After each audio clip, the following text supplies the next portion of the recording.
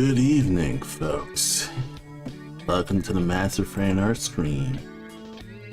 Hope everyone's doing good. I'm doing pretty nice on this Saturday art stream. It's a Saturday night, April 18th. It's a cool night. Kind of spent a lot of time. It wasn't raining today, but it was still very chilly. I think most of the rain happened yesterday. Yeah, hopefully for this stream I won't be cut off due to the power, but overall I'm likely just gonna keep this stream much shorter because it's currently 9 p.m. and I'm feeling heckin' tired, and I might as well just do the week stream just to get people to know what I've been up to. So, what have I been doing here? Oh, haven't really been doing a significant amount. I just, mostly just living my life. For those who don't know, I'm Mastafran. I'm an artist, animator, and, this stream is mostly a giant, wacky collection of various art products that I've been up to for, I'd say, the past, maybe like, for the past few years. But yeah, I mostly just use these streams to talk about my process and just do a whole bunch of just yapping. So that's kind of just what I've been up to overall. So what have I really been up to for most of this stream? Not really anything too insane. I had a heavier week at work, so that's kind of just why I haven't really had much notable news. Kind of just doing a bunch of school trip stuff. So that's kind of that's probably just what I've been doing. Working on a more private commission at the moment. Probably won't show it on stream because it's one of those things where it's like it actually wouldn't really be that interesting to stream, so I've kind of just been doing it on the down low.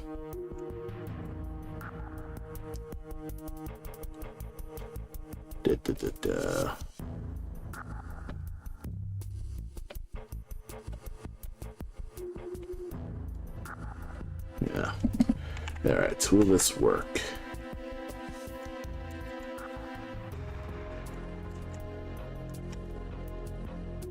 Uh-oh. But yeah, I think what I'm doing right now is kind of just working on a bunch of dithering stuff. Just getting basic dithering down. And seeing if I can't save the brush here. Alright, general grid brush. Then we got the reverse grid brush. And how I'm doing this is I'm selecting certain parts of this brush and pressing Control B, and that creates a new brush pattern here. And in here it'll create a new brush pattern in this like little menu here. And it's a little bit of finicky because they're on completely alternate shortcut keys, and where you save them can really matter. So I try my best to not like completely fumble where I do my stuff, but I'd say it's been pretty okay. Have a bunch of just good key brushes. So I have a general checker pattern dither, and then I have a nice spread dither and a dark spread dither, and then a basic line dither for stuff like that. I do want to make a horizontal dither, so you press escape, go back to the normal brush painting. So you will make a basic pattern that's just a 4x4 grid, and when you do a little brush pattern here, you make a 4x4 grid yourself. You can also do the opposite, where you do this, and you can press B, and you'll kind of have an alternate pattern with this.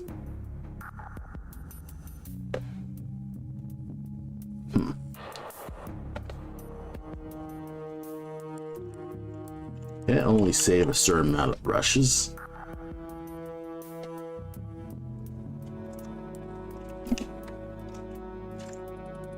Let's see. Nope, it can save more brushes. I guess it's just me kind of like seeing that. But yeah, I think if it detects that it's similar, that could be an issue, but who knows. But I've also done, other like slightly larger brushes. I'd say I've also been kind of just going off of things like this. So this is a Sprite 600 brushes pack that I found on itch.io, and I'll drop a link on itch for you to kind of download. It's a paid like thing, but it's hella cheap. It's like a $1 bundle pack. And what it really is, it's mostly like an Sprite file, but it gives just a whole host of Sprite pixel brushes. But I mainly just use these like the simpler brushes. So I'll use grid brushes, or I will use basically this. But what you're really doing is essentially you are selecting this general area. In a way, it's patterned to be seamless. So you select that area, press Control B, and then go to a new layer. You're gonna essentially like make a gigantic dithering layer. And honestly, this is overall faster, arguably, but I tend to not really use dither brushes this size because I want at least to keep the control of doing a more organic dither. So I probably won't keep the bigger dither if I can. Probably like dump it. Probably like lock you, lock.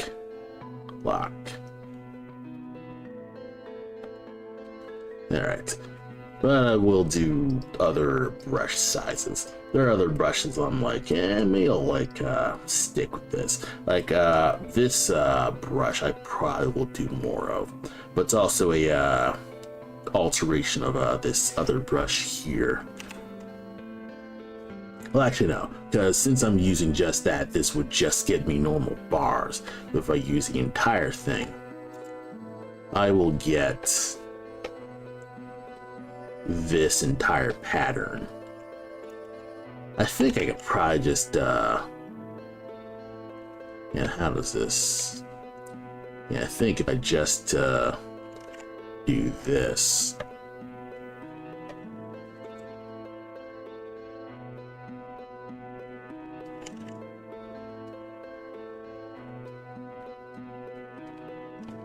I think if I just do this,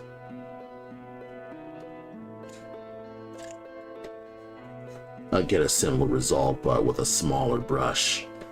So I just have a more controlled thing. That's kind of like where I'll tilt when it comes to making dither brushes, is that I want to at least keep things just more on the down low with that. So probably make a similar one like this.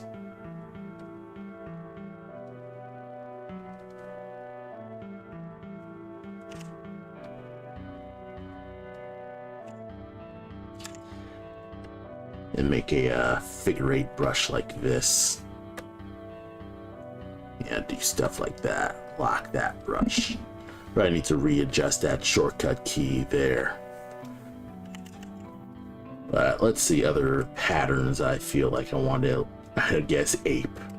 I like this brick pattern. This could be a pattern that I could use as a fast, low detail brick pattern. So I could probably do something like this. Copy. Or no, not copy, but Control B. Go dithering here.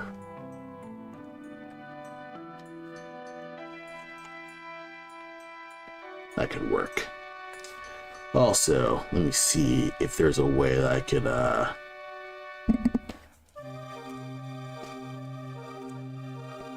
make a grid that's more like this. Yeah, this could work.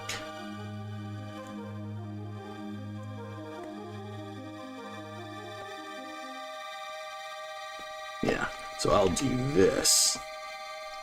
Make a smaller brick brush like this. And now I have something that's much more controllable, and I could do things like subtle shading like this. This is good. This is good.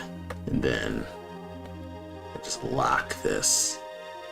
And that'll just be my ginormous set of dithered brushes. And then of course, if I switch to my fill bucket tool, it can repeat that pattern. So I believe it'll also like starting on black. You start this on black, you'll also be able to just adjust this on other colors. So say you want to make a green pattern, or you do a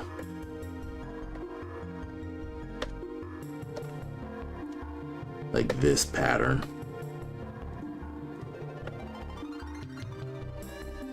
That actually looks aesthetic. The blue pattern and stuff like that.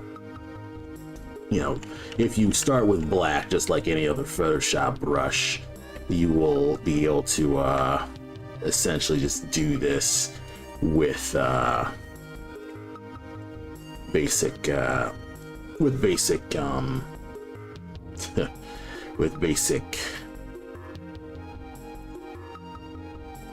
you know, coloring and stuff like that. So actually kind of just looking through this just to see like what's a interesting dither brush that I could work with. Of course, I'll probably like come back to this much later. Honestly, this is a solid like setup, and of course I can always just add more as I go. So I'm actually gonna lock this.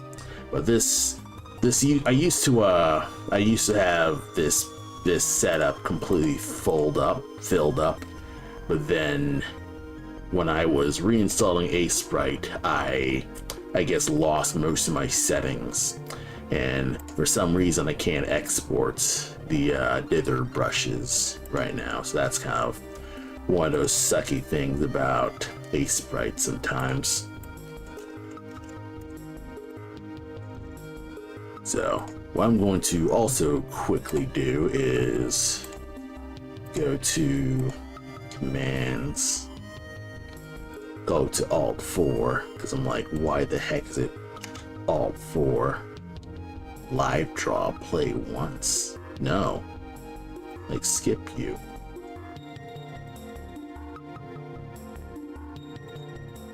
Like, I don't know why it skipped this, or whatever. Yeah, custom brush 9, I could probably just do that for a while. Alt 7. Probably could just go all the way to 6, as my half keyboard only just goes up to 6. But right now we'll kind of just work with this. So yeah, I managed to get most of my shortcut settings done, or at least in a sense of, yeah.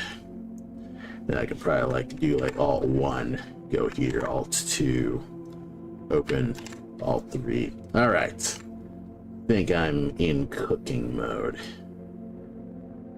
So yeah, I'm in a better setup. I'm gonna save my dither practice thing. So A lot of this pixel art stuff, I'm mostly like working on some stuff here. What I've been working on, I guess, over the past month is I've been working on some black mass running animations for new cutscenes.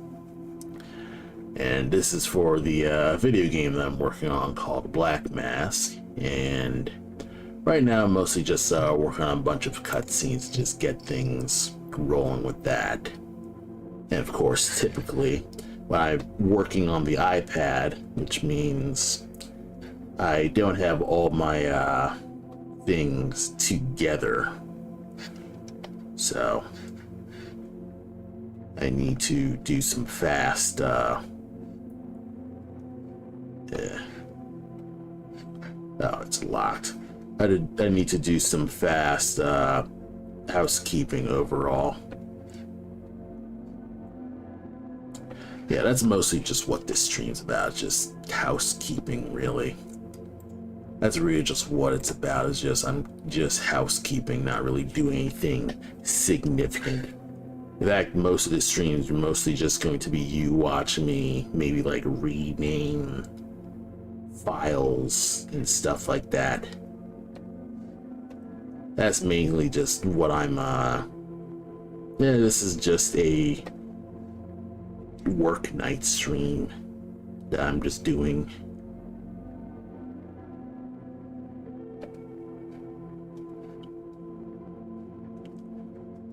Oh yeah, my week's overall just been all right. I saw the Mario Galaxy movie, and it was kind of all right. Kind of I don't know. I don't really, I can't really say that it was like super exceptional as a movie, because it's like, oh, it's a Mario movie, like how bad or good can it be? But it's like one of those things where it's like, it could be better. Like, people like to give that excuse that it's a children's movie, but I'm like, children can recognize quality, can't they? So, that kind of just doesn't hold water. So, it is what it is. I mean, a lot of that Mario movie reminds you of like, I don't know, the Wii U era of Mario, like the new Super Mario Brothers, where it's 3D Mario and 2D aspects, but they pick the most stiff and uninspiring models imaginable, and it just ends up just looking just overall just like the most boring stuff, and you tend to kind of just feel this sense of, I don't know, a lot of the movie kind of like glazes over it. Like, it feels like boom, boom, boom. Like, it goes through, it's a lot of moments, but not really a story. Like, it just throws nostalgia bait at you without substance. In fact, it hits a point where, it does the nostalgia bait stuff, and it's taking elements from every Mario game that's been made. But because it's taking elements from every Mario game that's out there, it ends up kind of just making it just look like it has no cohesion, Like, the common critique of it is it's a Mario Galaxy movie with not much Mario Galaxy. And that is indeed true. Like, other than the core premise of Mario is going to space, or honestly, Peach is going to space to rescue Rosalina, and Mario's following her. That's kind of about it when it comes to, the extent of, the Mario Galaxy stuff. Because again, it does allow nostalgia references of practically every Mario game. Like the beginning, it references the desert level in Mario Odyssey, and then it has a early montage sequence where it references maps from like Mario 3 and stuff like that. And there's things like it has a cloud power up from like Mario Mario 3D World. And you know, it all kind of like shows up, and it also kind of like fuses with like item selection and stuff like that. So in the movie, it has the red star from Mario Galaxy, but also has the cape from Mario Galaxy. So it's like, okay, it has both the flying power-ups, but it's like they're both in separate movie contexts. So it doesn't even feel like a Chekhov's gun thing. It just feels like, you know, we're putting the things just to get you to remember. Yeah, that's not it. Whole coat. Just there to get you to remember, and you know, it fulfills the same purpose. And again, it goes back to not really putting any cohesion in the stuff with Mario Odyssey and stuff like that. Like, it should both be the red star or just the cape, because if you're putting both, it just muddies things up.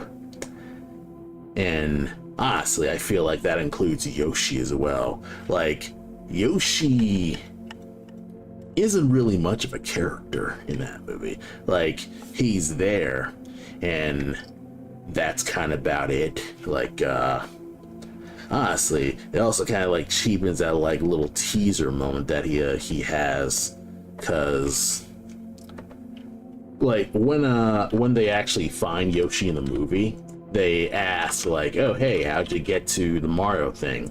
And it kind of just does a montage where Yoshi's just in Brooklyn, and that's kind of just it. It's just played as a joke. You don't have like a sequence where it's like Yoshi is kind of looking for Mario or wants to help Mario. Just, you know, Yoshi's just having shenanigans in Brooklyn, and that's kind of just a funny haha moment, and that's about it, you know. And then, you know, they just let him in the team, and that's the beginning and end of just all of that, and it kind of just goes nowhere. So, you know, just Yoshi's here, yay, everyone, the gang's all together. And honestly, speaking of the gang, I do like the dynamics with like Luigi and Mario together. Like, that is what I was hoping for from the initial Mario movie. You know, Charlie Day and you know, Chris Pratt actually riffing, and you know, they're actually using Charlie Day's comedy chops to actually just do something, you know. Of course, you know, again, Luigi kind of just has a little focus, which I guess makes sense, but it is one of those things where, as a fan of the Mario and Luigi series, I just keep feeling a massive disappointment that Nintendo doesn't really want to explore the dynamic with them being brothers. It's kind of just like, yeah, I mean, they're brothers, but he's relegated to player 2, and that's about it. You know, he's not really flip horizontal. He's not really a person. He's just a plot. He's just a device to make a game happen. And that kind of sucks in some ways, you know, where he's kind of just there, but he doesn't really have much to do specifically. And I'd say that's probably just the big flaw of these Mario movies, is it has characters in, but they don't decide things that they should do with. Like, another big notable thing that I'll say is the big issue with that movie is it can't decide if it's Mario's story or Peach's story. So, you know, the big like plot point is, oh hey, Rosalina is queen of princess of space. You know, most media is allergic to queens, but whatever. Rosalina is the most powerful princess of space. You know, that's her deal. And Bowser Jr. kidnaps Rosalina in order to, you know, use her powers to blow up the universe. And, you know, that's about it, really. You know, there's not really like any other like stuff to it. It's just Bowser Jr. kidnaps Rosalina to destroy the universe, and that's kind of just the beginning and end of it. Like, Rosalina really has no lines. I mean, she has lines, she interacts with the Lumas, but other than that, like, she is kind of a non-character. And I could argue that she's been a non-character even in the games. Like, even in Mario Galaxy, she's kind of just been refused to be given a character. Like, Nintendo, maybe Miyamoto, I'm not going to lay blame, just refuses to give Rosalina anything to do. So that's kind of just how that goes with that. So, you know, I'll just have to live with that.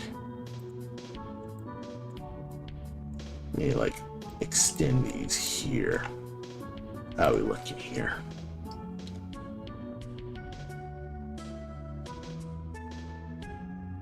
Nah, we'll leave this for now.